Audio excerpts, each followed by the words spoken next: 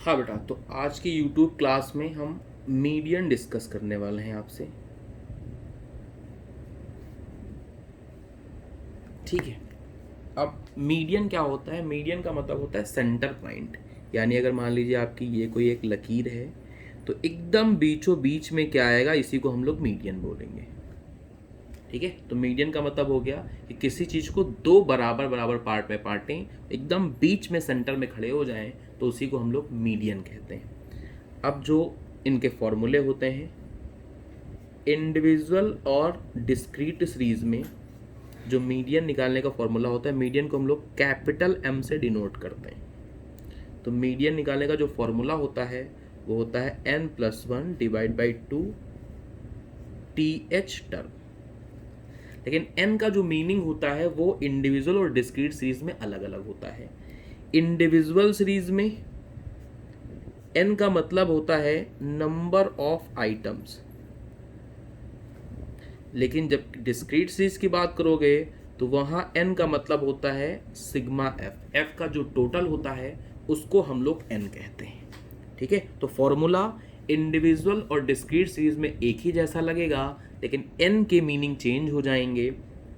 जब हम लोग इंडिविजुअल सीरीज की बात करेंगे तो जितने भी नंबर्स दे रखे होंगे उनको काउंट करके कितने नंबर है, 4 नंबर है, 5 नंबर है, उसको लिखेंगे हम लोग n की जगह पे।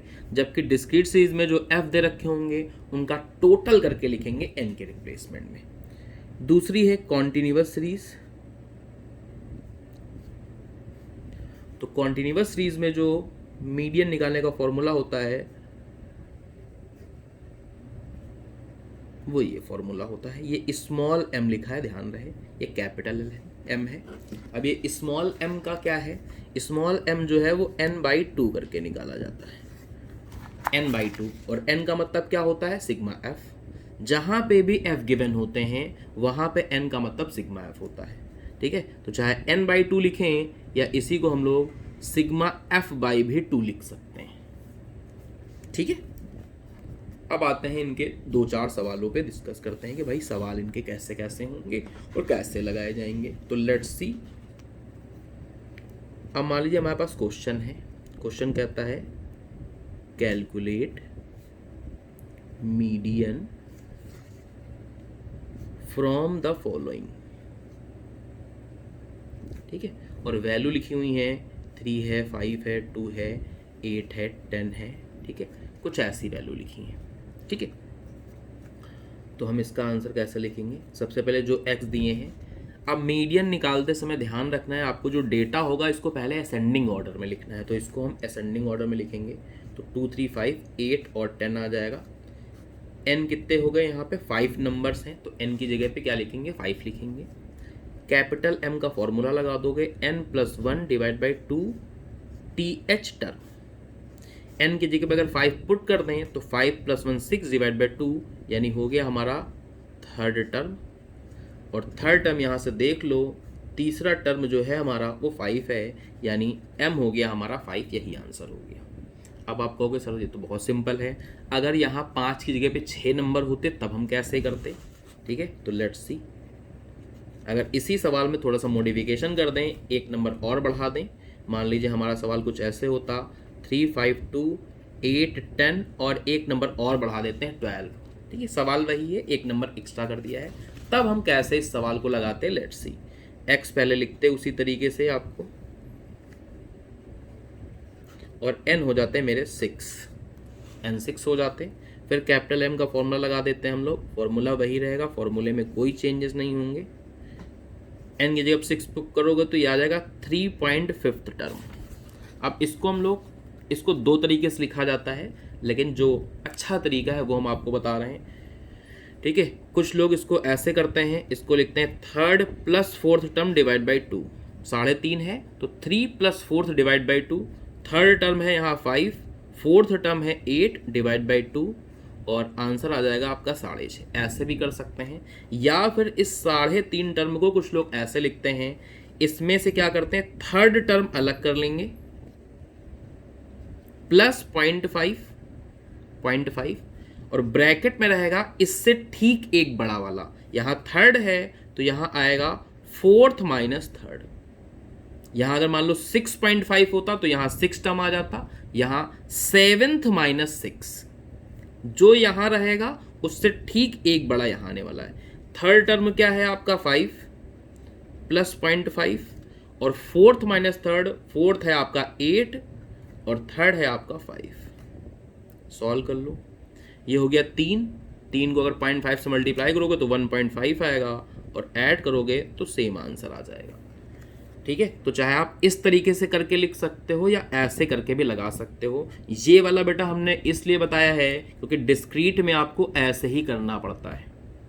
डिस्क्रीट सीरीज में आपके पास ये वाला ऑप्शन नहीं रहता, वहां पे आपको ये वाला ही लगाना पड़ेगा। ठीक है, तो इंडिविजुअल में तो ये भी चलेगा आपका, ये भी चलेगा, लेकिन डिस्क्रीट में ऐसे नहीं कर सकते, वहां पे ये करना पड़ेगा, क्योंकि डिस्क्रीट में हो सकता है ये चीज़ 3.5 ना आए, 3.1875 आ जाए, तो फिर क्या करेंगे, तब तो ये डिवाइड बाई 2 वाला रूल नहीं लगेगा। इसलिए आपको इस पे ज़्यादा कंसंट्रेट करना है। इंडिविजुअल में दोनों रास्ते हैं, लेकिन डिस्क्रीट में आपके पास सिर्फ यही वाला रास्ता होगा। लेट्स सी डिस्क्रीट वाला क्वेश्चन देखते हैं बेटा हम लोग।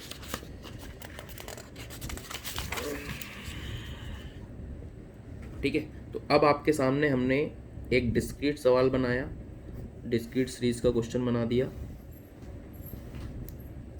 ठीक है, सवाल छोटे छोटे ही बना रहे हैं क्योंकि आपको समझाना हमारा काम है, सवाल लगाना सिखाना है। सवाल आपको खुद ही घर पे लगाने हैं, हम आपको सिखा रहे हैं कि सवाल लगाते कैसे हैं, क्या क्या चीज़ें होती हैं, कैसे कैसे होंगी। फ्रीक्वेंसी है मान लीजिए हमारे पास यहाँ 4 3 2 5 कुछ ऐसे।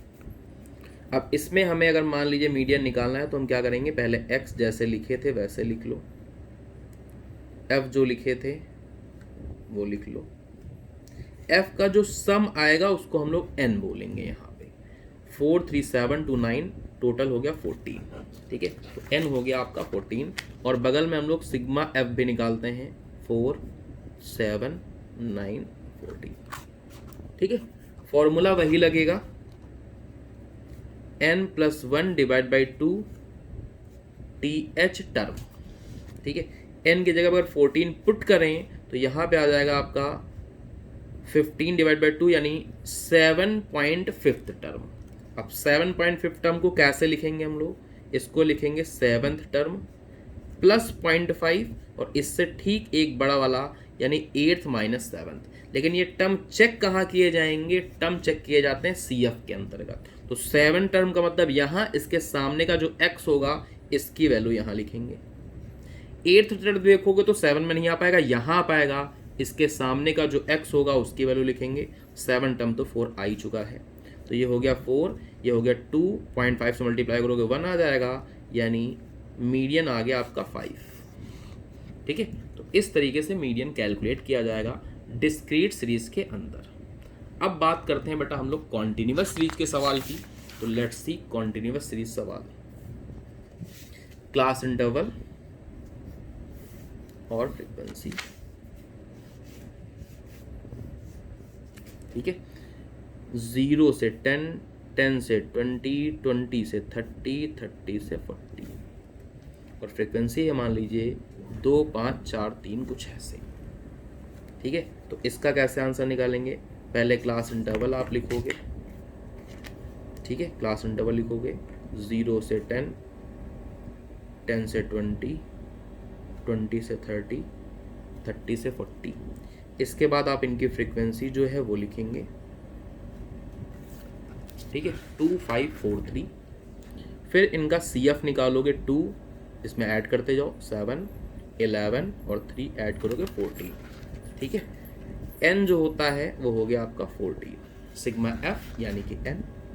इससे पहले आपको छोटा m निकालना पड़ेगा जिसको हम लोग n/2 बोलते हैं, यानी कि हो गया आपका कितना 7। ठीक है, 14/2 करोगे 7। ये 7 हम लोग चेक करेंगे किस CF में फॉल करेगा, तो यहाँ 7 ही है, फॉल कर जाएगा। ठीक है, इसको हम लोग कवर कर लेते हैं। इसमें जो इधर क्लास इंटरवल बना होगा इसमें से सबसे जो लोअर वाला होगा ये L1 हो जाता है, इसकी फ्रीक्वेंसी जो होती है वो f हो जाती है। इस लाइन से जस्ट पहले वाला जो CF होता है इसको हम लोग C कहेंगे, और इन दोनों का डिफरेंस I हो जाता है।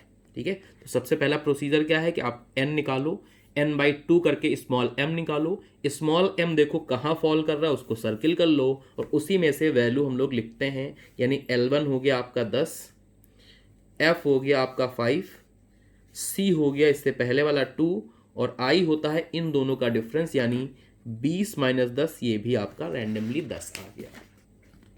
अब हम फॉर्मूला लगा देंगे L1 plus small m minus C divide by F into आई।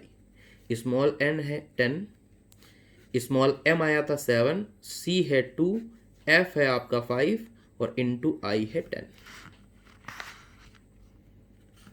ठीक है, आई है 10, तो ये हो जाएगा 5 5 5 कट जाएगा, 1 आ जाएगा और यहाँ से हो जाएगा 10 और टोटल हो गया आपका 20, यानी m की वैल्यू यहाँ पे कितनी आ गई बेटा, 20 आ गई। ठीक है, तो इस तरीके से मीडियन का कंप्यूटेशन किया जाता है, मीडियन निकाला जाता है।